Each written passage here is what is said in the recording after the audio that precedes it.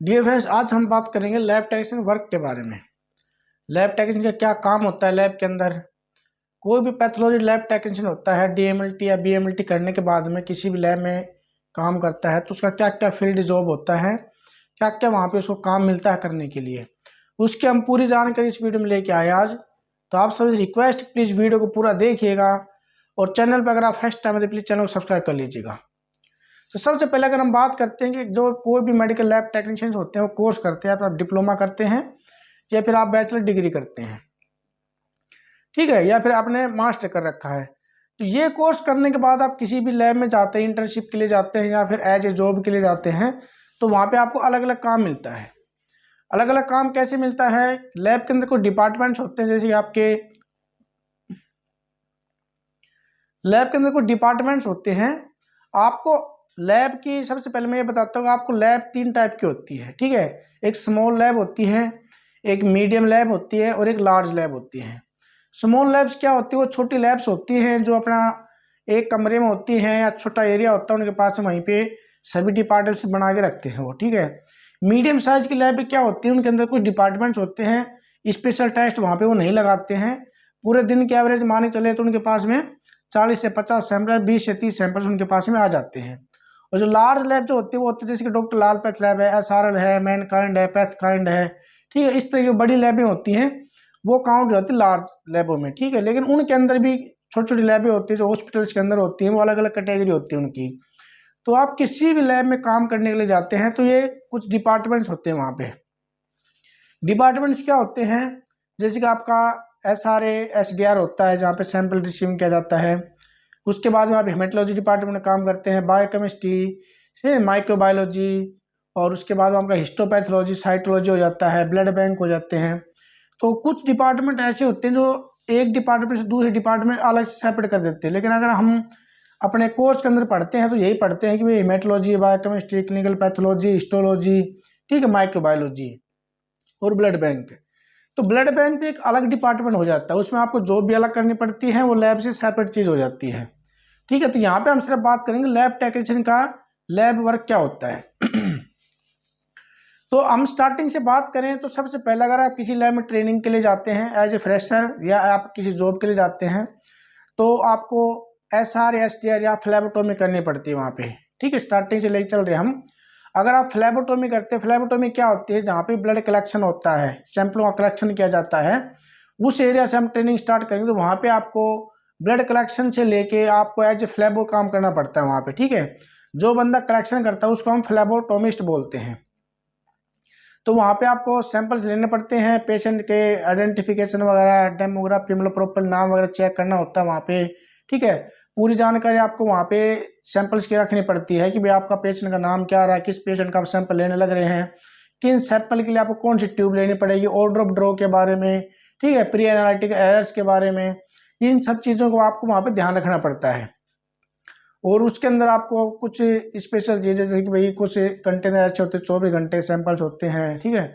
उनमें आपको क्या कुछ प्रिजर्वेटिव डालना होता है, उन केमिकल्स के बारे में पता होना चाहिए आपको, जैसे HCl किस में डलेगा, HCl किस में नहीं डलता है। तो ये आपकी फ्लैबोटोमी का काम हो जाता है। फ्लैबोटोमी के बाद अगर हम अंदर चलते हैं तो SR SDR होता है जहाँ पे सैंपल से कलेक्शन होने के बाद में जाते हैं, वहाँ पे सैंपल्स को रिसीव किया जाता है। वहाँ पे सैंपल्स में ये चेक किया जाता है कि भाई आपको जो बंदा वहाँ पे डिपार्टमेंट में काम करता है वो टेक्नीशियन भी हो सकते हैं या स्पेशल डिपार्टमेंट होते हैं कुछ लैबों में, भाई स्पेशल बंदे वहाँ पे बिठा देते हैं, होते सारे टेक्नीशियन जो है वो भी वहाँ पे, ठीक है, टेक्नीशियन हो सकते हैं और एक लैब अटेंडेंट भी हो सकता है वहाँ पे। तो वो वहाँ पे जब सैंपल्स आते हैं कलेक्शन होने के बाद आप उन सैंपल्स को चेक करते हैं, आपके सैंपल्स में लेबलिंग प्रॉपर हो रखी है नहीं हो रखी है, ठीक है, बार कोडिंग वगैरह, पेशेंट के नाम मैच हो रखे हैं नहीं हो रखे, जो आपने उसमें रजिस्ट्रेशन कर रखे हैं सिस्टम कंप्यूटर में उनसे मैच होने चाहिए, सैंपल आपके प्रॉपर सेंट्रीफ्यूज होने चाहिए, सैंपल के अंदर प्रॉपर क्वांटिटी कितनी होनी चाहिए, जितनी क्वांटिटी हमें चाहिए होती है उतनी क्वांटिटी उस ट्यूब के अंदर है या नहीं है, ठीक है, PTA के PPP बना रखा है नहीं बना रखा है, किस सैंपल कौन सी ट्यूब में आना चाहिए था उस ट्यूब के अंदर वो सैंपल है या नहीं है, ठीक है, और हेमोलाइज है, कम हेमोलाइज है, ज़्यादा हेमोलाइज है, ठीक है, उन सबको उसके अकॉर्डिंग डेफिशिएंसी डालनी होती है सिस्टम में और उनको रिपीट भी कर सकते हैं। अगर वो सैंपल गलत है तो गलत है, अप्रोप्रिएट कंटेनर में ले रखे हैं, अगर वो कंटेनर उसका नहीं है, दूसरे कंटेनर में सैंपल लेना था हमें, तो उनको आप वहीं की वहीं पर रिपीट कर देते हैं, यानी कि उनको कैंसिल कर देते हैं। जैसे कि आपने कोई SST में सैंपल ले रहा है कॉपर का, तो कॉपर के लिए अलग ट्यूब आती हैं, ठीक है, अलग कंटेनर्स आते हैं उनके अंदर आपको सैंपल लेना पड़ेगा। तो यहाँ पे भी ये काम भी टेक्नीशियन का ही होता है, चाहे आप उसको लैब टेक्नीशियन कहिए या आप उसको फ्लैबोटोमिस्ट या फिर आप उसको टेक्नोलॉजिस्ट, ठीक है, या साइंटिफिक ऑफिसर बोलिए, जूनियर साइंटिफिक ऑफिसर बोलिए। ये जो डेजिग्नेशंस होते हैं अलग अलग लैबों में अलग अलग मिलते हैं बंदों को, ठीक है। कहीं पे लैब टेक्नीशियन मिलेगा, कहीं पे आपको लैब टेक्नोलॉजिस्ट मिलेगा, कहीं पे जूनियर साइंटिफिक ऑफिसर मिलेगा, कहीं पे सीनियर साइंटिफिक ऑफिसर मिलेगा, ठीक है। तो वो उनका एक्सपीरियंस के अकॉर्डिंग उनको वहाँ पे मिलते रहते हैं डेजिग्नेशन। हर कंपनी का अलग अलग सिस्टम होता है। तो ये काम भी यहाँ पे टेक्नीशियन का ही होता है कि आपको एनालिटिकल प्री एनालिटिकल एरर्स को देखना होता है यहाँ पे। उसके अकॉर्डिंग फिर आप आगे चले तो हेमेटोलॉजी डिपार्टमेंट में टेक्नीशियन का क्या रोल होता है कि जब भी आप मॉर्निंग में आते हैं, ठीक है, मॉर्निंग में आने के बाद में आप अपनी मशीन को या इंस्ट्रूमेंट जो होते हैं आपके उनको सबसे पहले हम ऑन करते हैं, ठीक है। जो 24 आवर्स की लैब होती है वहाँ पे आपके इंस्ट्रूमेंट ऑन रहते हैं, तो आप उनमें आके मॉर्निंग में शेड्यूल के हिसाब से उनका सबसे पहले उनका मेंटेनेंस करते हैं हम, ठीक है। मेंटेनेंस में कुछ मशीनों में ऑटोमेटिक होता है, कुछ मशीनों में हमें वहाँ पे चल के इंस्ट्रक्शन देना होता है, इंस्ट्रूमेंट के अंदर भी आपको क्लिक करना होता है उनके मदरबोर्ड पे कौन सी मेंटेनेंस आपको करनी होती है, या कुछ आपको क्लीनिंग एजेंट उसके अंदर रखने पड़ते हैं, क्लीनिंग सॉल्यूशन से वहाँ पे रखने पड़ते हैं, तब आप उस मशीन को स्टार्टअप देते हैं। क्लीनिंग मेंटेनेंस की डेली मेंटेनेंस होती है वो, ठीक है, मंथली मेंटेनेंस होती है, डेली मेंटेनेंस होती है, वीकली मेंटेनेंस होती है, ठीक है। जो हम डिस्टिल वाटर यूज करते हैं उनको प्रॉपर्ली क्लीनिंग करना पड़ता है, वो कैन वगैरह होती है उनको, ठीक है। तो अलग अलग मेंटेनेंस होती है हर मशीन की। अगर मशीन में आपकी में ऑटोमेटेड होती है तो वहाँ पे आपको ऑन करने के बाद वो मशीन आपकी ऑटोमेटिक मेंटेनेंस ले लेती है। लेकिन अगर कुछ में आपको नहीं देना होता कुछ भी, तो वो आपको कुछ ऑटोमेटिक ले लेती है, कुछ ऑटोमेटिक नहीं लेती है, तो वहाँ पे आपको सेल्फ क्लीन वगैरह कुछ भी पिलाना पड़ता है। वो आपका इंस्ट्रूमेंट कुछ टाइम बाद में 10-15 मिनट बाद में ऑटोमेटिक रेडी हो जाता है, ठीक है। तो उसके बाद हम टेक्नीशियन का मशीन को रेडी करने के बाद में वहीं पे टेक्नीशियन का काम होता है। उसके बाद क्वालिटी कंट्रोल्स का, ठीक है। अगर वो टेक्नीशियन वहाँ पे एज ए रिस्पॉन्सिबल होता है क्वालिटी कंट्रोल रन करने के लिए, तो वो टेक्नीशियन वहाँ पे आपके क्वालिटी कंट्रोल्स को रन करता है, ठीक है। कौन से कंट्रोल आपके मशीन में चला जाते हैं, जैसे हेमेटोलॉजी उसमें 3 टाइप के कंट्रोल्स होते हैं, लेवल 1, लेवल 2, लेवल 3, ठीक है। तो वो आपकी मशीन पे आपके वहाँ पे जो लैब है उस पर डिपेंड होता है आपको कितने कंट्रोल रन करने हैं, कितने टाइम बाद में रन करने होते हैं। लेकिन ये काम भी टेक्नीशियन का ही होता है। उसके बाद उस टेक्नीशियन के पास में सैंपल्स आते हैं, सैंपल्स को रन करना होता है, सैंपल्स को चेक करना होता है। सबसे पहले उसको भी आपके टेस्ट ट्यूबों पे कौन सा टेस्ट लिखा हुआ है, हीमोग्राम लिखा हुआ है, पीएच लिखा है, मलेरिया लिखा है, ठीक है, सीबीसी लिखा है, क्या लिखा है, वो चेक करने के बाद मशीन में आपकी ऑटोमेटेड होती है, उसमें सैंपल रखते हैं और रन करते हैं। उसके बाद हम उनको ग्राफ वगैरह चेक करते हैं। उसके बाद में आपको जो स्लाइड बनानी होती है, डॉक्टर को स्लाइड दिखाने के लिए स्लाइड जो होती है उनको प्रिपरेशन करते हैं, स्टेनिंग वगैरह करके डॉक्टर को दिखा देते हैं। उसके बाद डॉक्टर जो फाइनल कमेंट वगैरह लिखते हैं उनको हम सिस्टम में अपनी रिपोर्ट वगैरह होती है वहाँ पे उनको हम उसमें एंट्री कर देते हैं, वो वहाँ पे टेक्नीशियन का काम खत्म हो जाता है, ठीक है।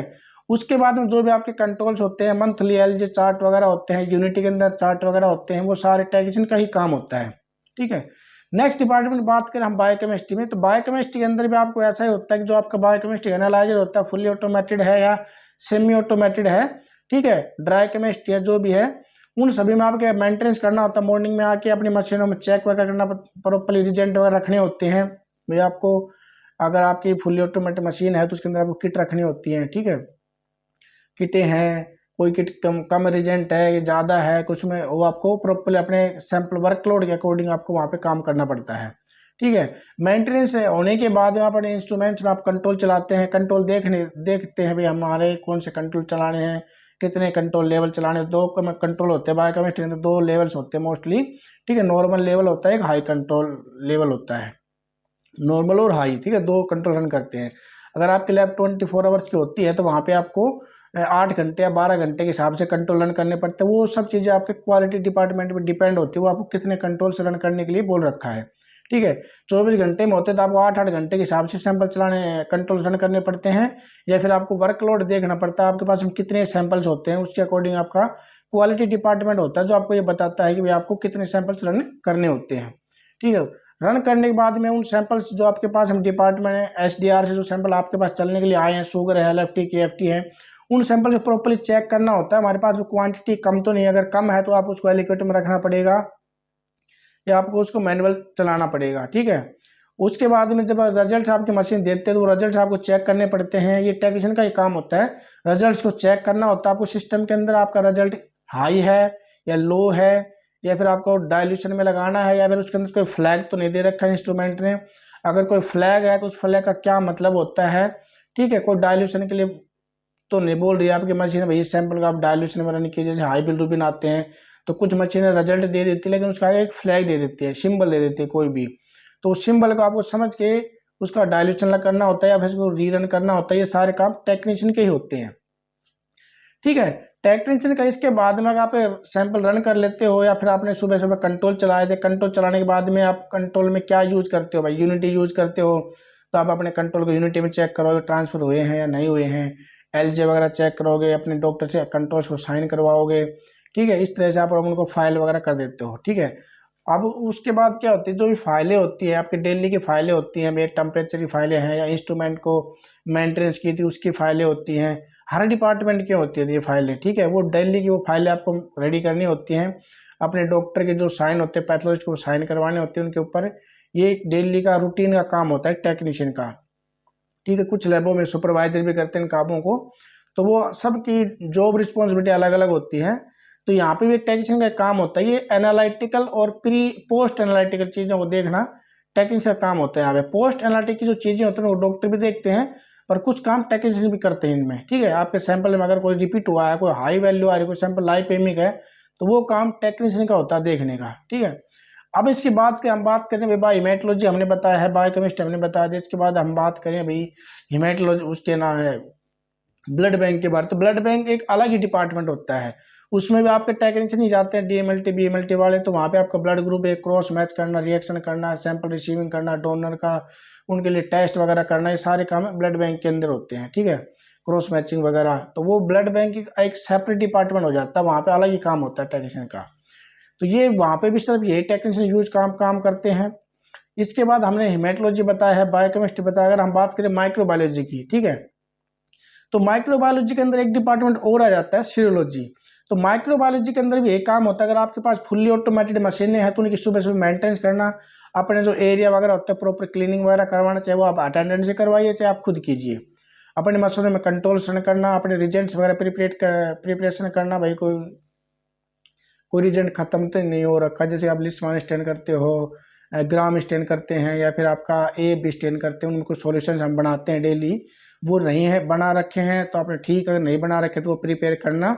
अपने कंटेनर्स वगैरह होते हैं, जैसे कल्चर मीडिया वगैरह होते हैं, वो ख़त्म हो रखे हैं तो वो बनाना, ठीक है। ये सारे काम टेक्नीशियन के होते हैं। वहाँ पे जो सैंपल आपके पास में एसडीआर से आते हैं डिपार्टमेंट से, उन सैंपल को प्रॉपरली चेक करके उन्हें कल्चर लगाना। कल्चर माइक्रोबायोलॉजी के अंदर जाकर कल्चर ही लगा जाते हैं, ठीक है। कल्चर और कल्चर सेंसिटिविटी, उसमें आपका कोई भी कल्चर रह सकता है, बॉडी फ्लूइड का कल्चर है, यूरिन का कल्चर है, आपका ब्लड कल्चर है, फंगल कल्चर है, और उसके बाद जो ग्रोथ वगैरह आ जाती है उनकी एंटीबायोटिक लगाना, सेंसिटिविटी टेस्ट बोलते हैं इनको, और बायोकेमिकल टेस्ट होते हैं माइक्रोबायोलॉजी के अंदर, ठीक है। तो माइक्रोबायोलॉजी में यही काम होता है आपका, कल्चर मीडिया बनाना, कल्चर प्लेट्स होते हैं उनको बनाना, ऑटोक्लेव करना, ये काम भी माइक्रोबायोलॉजी के अंदर होता है, ठीक है। इसके बाद हम बात करें माइक्रोबायोलॉजी के अंदर एक डिपार्टमेंट और होता है छोटा सा, सीरोलॉजी। सीरोलॉजी में हमारे जो भी सीरोलॉजिकल टेस्ट होते हैं, जैसे विडाल, वीडियल, टाइफाइड, चिकनगुनिया, मलेरिया, ये सब सीरोलॉजी के अंदर आ जाते हैं। कार्ड टेस्ट वगैरह, HIV, HbA, GHCV, ये सब भी सीरोलॉजी के अंदर ही आते हैं। तो यहाँ पे ये कुछ एलाइजा वगैरह के अंदर भी चले जाते हैं कार्ड लगने के लिए, या कुछ रूटीन हम बेसिक कार्ड यूज करते हैं, प्रेगनेंसी कार्ड है, ठीक है, अपने जो भी कार्ड होते हैं वो सब सीरोलॉजी डिपार्टमेंट में लगते हैं। तो सीरोलॉजी में ज़्यादा कोई मशीन होती नहीं है, सब मैनुअल काम ही होता है आपका। विडाल, वीडियल, टाइफाइड, चिकनगुनिया, HIV, HbA, इन सब के कार्ड आते हैं, रैपिड कार्ड आते हैं। रैपिड कार्ड्स होते हैं, उनको प्रॉपर्ली ग्लव्स पहन के हम करना है, टेक्नीशियन का काम होता है। उसके बाद उनको प्रॉपर्ली डिस्कार्ड करना, सेफ्टी वगैरह यूज करना, बायोमेडिकल वेस्ट के बारे में पता होना, वो सब चीज़ें उनकी रूल वगैरह होते हैं, वो हम उनको वहाँ पे फॉलो करते हैं। तो यहाँ पे हमारे माइक्रोबायोलॉजी है, हिमेटोलॉजी है, ये सब हो गए। क्लिनिकल पैथोलॉजी आपके साथ हिमेटोलॉजी में आ जाता है, या फिर माइक्रोबायोलॉजी के अंदर भी आता है। क्लिनिकल पैथोलॉजी के अंदर भी हमारे एक काम होता है, टेक्नीशियंस का ही होता है, आपको रूटीन यूरिन को प्रोसेस करना, स्टूल को प्रोसेस करना, बॉडी फ्लूइड्स होते हैं उनको करना, ठीक है। और अपने जो भी रूटीन टेस्ट होते हैं, स्टूल के हैं, यूरिन के, बॉडी फ्लूइड वगैरह होते हैं, यही ज़्यादा अगर इसके अंदर आ जाते हैं, उन सबको प्रोसेस करना। अगर आपके पास फुल्ली ऑटोमेटेड मशीनें हैं तो आपको मेंटेनेंस लगाना पड़ेगा, सुबह सुबह उनको क्लीनिंग वर्क कंट्रोल चलाने पड़ते हैं। उसके बाद में अपने जो फाइलें होते हैं, डेली रूटीन की फाइलें या मैनुअल कंट्रोल वगैरह लगाते हैं हमें यूरिन के हैं, ओकल्ट ब्लड के, और आपके बेनिडक्ट शुगर के लिए, ठीक है, ये सभी कंट्रोल भी टेक्नीशियन का ही काम होता है। अब हमारा क्या डिपार्टमेंट बचता है आपने भाई, हमारा सेलोजी हो चुका है, माइक्रोबायोलॉजी हो चुका है, बायोकेमिस्ट्री है, ठीक है, हेमेटोलॉजी, ये सभी डिपार्टमेंट हो जाती है। इसके बाद हमारा हिस्टोपैथोलॉजी या साइटोलॉजी वगैरह बचता है। हिस्टोपैथोलॉजी साइटोलॉजी में क्या होता है, हमारे जो भी हिस्टो के बायोप्सी के सैंपल्स आते हैं उनको हम प्रोसेस करते हैं। तो बायोप्सी के सैंपल जहाँ से आते हैं, सबसे पहले उस सैंपल्स को आप अगर मॉर्निंग में ड्यूटी जाते हैं तो सबसे पहले आप जो भी मशीनें यूज करते हैं हिस्टोपैथोलॉजी के अंदर, उन मशीनों को रेडी करना, उनकी मेंटेनेंस करना, उन पर कंट्रोल चलाना, कंट्रोल पास हो जाते हैं तो अपने डॉक्टर के साइन करके उनको फाइलों में लगाना, और जो डेली की फाइलें होती हैं रूटीन वाली, उन फाइलों को यूज कर मेंटेन वो रेडी करना, ठीक है ना। तो जो ये सब काम खत्म करने के बाद में आप अपने फिर सैंपल्स को प्रोसेस करते हैं। हिस्टो के अंदर क्या काम होता है भाई, जो भी आपके पास बायोप्सी के सैंपल्स आते हैं, समझे, स्मॉल सैंपल होते हैं, मीडियम या लार्ज सैंपल, 3 टाइप के सैंपल इसमें यूज किए जाते हैं हिस्टो के अंदर, ठीक है, स्मॉल, मीडियम, लार्ज बायोप्सी के। कौन सा सैंपल आपका फॉर्मेलिन के अंदर आना है, कौन सा सैंपल आपका नॉर्मल सलाइन में आएगा, ये सब चीज़ें टेक्नीशियन को पता होनी चाहिए। ये टेक्नीशियन का वहाँ पे मेन काम होता है, सबसे पहले चेक करना, ठीक है। अब ये सैंपल आपके पास आ जाते हैं डिपार्टमेंट SDR से, तो आप उनको चेक करोगे, उनको रिसीविंग करोगे अपने डिपार्टमेंट में। उसके बाद आप जो जो प्रोसेस होता है आपका सैंपल रिसीव करना, उसके बाद ग्रोसिंग, कटिंग, फिक्सेशन वगैरह जो कुछ भी प्रोसेस होता है वहाँ पे आपका वो पूरा काम एक टेक्नीशियन का ही होता है, चाहे आपने DMLT हो, चाहे BMLT हो या MSc हो, ठीक है, टेक्नीशियन हो या टेक्नोलॉजिस्ट हो, सब पूरा का पूरा काम जो होता है वहाँ पे टेक्नीशियन का ही होता है। सैंपल प्रोसेसिंग लेके फाइनल आपके डॉक्टर के टेबल तक ब्लॉक्स वगैरह को पहुँचाना, उसके बाद डॉक्टर उन फाइनल स्लाइडों को देखते हैं, उसके बाद टेक्नीशियन डालेगा आपके सिस्टम या कंप्यूटर के अंदर रिपोर्ट, उसके बाद डॉक्टर उनको फाइनल करता है। तो ये सारा काम उसमें टेक्नीशियन का होता है। आई थिंक मेरे हिसाब से इसमें कोई डिपार्टमेंट आपका बचा नहीं होगा। अगर कोई डिपार्टमेंट बचा हो तो आप प्लीज़ मेरे को कमेंट करके बताइएगा। अगर आप चैनल में फर्स्ट टाइम, चैनल को सब्सक्राइब कर लीजिए, ठीक है। इस तरह की बहुत सारी वीडियो आपके पास मिलती रहती हैं। और अभी हम क्या कर रहे हैं कि छोटी छोटी शॉर्ट वीडियो हम ज़्यादातर अपलोड कर रहे हैं कि जो कुछ न्यू स्टूडेंट्स होते हैं ना, वो अक्सर उनको पता नहीं होता है मशीनों के बारे में, भाई कौन सी मशीन क्या होती है, किसके यूज में करते हैं, जैसे VDRL है या फिर आपका हेमेटोलॉजी के पार्ट होते हैं, WBC, आपका न्यूट्रोफिल, लैम्फोसाइट, इस तरह के हम भी स्लाइड अक्सर बच्चों को दिखाते रहते हैं। तो आप हमें फॉलो कर सकते हैं लिंक्डइन पे, ट्विटर पे, इंस्टाग्राम पे, इन सभी पे रील आती रहती है छोटे छोटे बच्चों को देखने के लिए, काफ़ी हेल्प मिलती है, उनसे काफ़ी कुछ सीखने को मिलता है बच्चों को, ठीक है। तो ये सभी डिपार्टमेंट्स होते हैं। कुछ छोटे छोटे डिपार्टमेंट्स बाकी लैब में और भी बना देते हैं, वो उन पर डिपेंड, जैसे एलाइजा बना दिया आपका, या इम्यूनो थायराइड का बना दिया, ठीक है। तो ये आपके बायोकेमिस्ट्री के ही साथ में होते हैं, या स्पेशल बायोकेमिस्ट्री बना देते हैं। तो वहाँ पे जो भी काम होता है टेक्नीशियन का ही काम होता है, आपका मेंटेनेंस से लेके फाइनल रिपोर्ट जब तक नहीं हो जाती है तब तक एक लैब टेक्नीशियन का ही काम होता है सब कुछ करना, ठीक है। अब यहाँ पे सबसे ज़्यादा ज़रूरी बात ये होता है कि कुछ एरर्स होना, ठीक है। अगर कोई गलतियाँ हो जाती हैं किसी टेक्नीशियन से, तो वहाँ पे या तो आपको सबसे ज़रूरी बात होती है वहाँ पे उन गलतियों को हम कैसे करेक्टिव एक्शन लेते हैं, ठीक है। अगर आपने कोई रिपोर्ट गलत डाल दी, कुछ रिपोर्टें मैनुअल करते हैं हम, जैसे यूरिन की है, उसमें अगर आपकी रिपोर्ट गलत हो जाती है तो उसको बोलते हैं क्लरिकल एरर, ठीक है। तो उस एरर को आप कैसे ठीक करोगे, सबसे पहले उस रिपोर्ट को होल्ड करते हैं, रीओपन करवाते हैं अपने डॉक्टर से बोल के, ठीक है। फिर उसके बाद पेशेंट को इन्फॉर्म करते हैं कि भाई हमने ये रिपोर्ट अभी गलत अपलोड हो गई थी बाई मिस्टेकली, तो वो आपको दोबारा से रिपोर्ट मिलेगी, ठीक है। तो उस रिपोर्ट को बोलते हैं इंटरिम रिपोर्ट बोलोगे आप, डुप्लीकेट बोलोगे, ठीक है। या फिर आपके कंप्यूटर में जो भी उसका नाम दे रखा होगा वो आपके में अपलोड हो जाती है, दोबारा करनी पड़ती है उसको करेक्टिव एक्शन लेके, उन चीज़ों को आप नोट डाउन करते हैं। तो ये छोटी छोटी चीज़ें हैं जो आपको डेली रूटीन में करनी पड़ती है एज ए लैब टेक्नीशियन के काम पे, ठीक है। आपको फ्लैबो से लेके आपका पूरा लैब टेक्नीशियन का काम, सीनियर टेक्नीशियन का, ये सभी काम होता है रिपोर्टिंग तक का, ठीक है। अब बात करते हैं अगर आप टेक्नीशियन का कोर्स किया तो उसके बाद आप कहाँ तक पहुँच सकते हैं। देखिए वो होता है आपकी नॉलेज पे डिपेंड, आपने एज ए फ्लैबो काम स्टार्ट किया है, बेसिक चीज़ों से आपने सीखा है, उसके बाद आप लैब टेक्नीशियन बने, सीनियर टेक्नीशियन बनते हैं, उसके बाद सुपरवाइजर बन जाते हैं, उसके बाद आप मैनेजर वगैरह बन सकते हैं। अगर आपने MBA वगैरह कर रखा है, आपके पास अच्छी नॉलेज होती है, तो आप अपना करियर जो होता है उसमें एज ए मैनेजर के तौर पर भी कर सकते हैं। बड़े बड़े लैबों में आप अच्छे पैसे कमा सकते हैं अपने करियर को एक अच्छी ग्रोथ देके।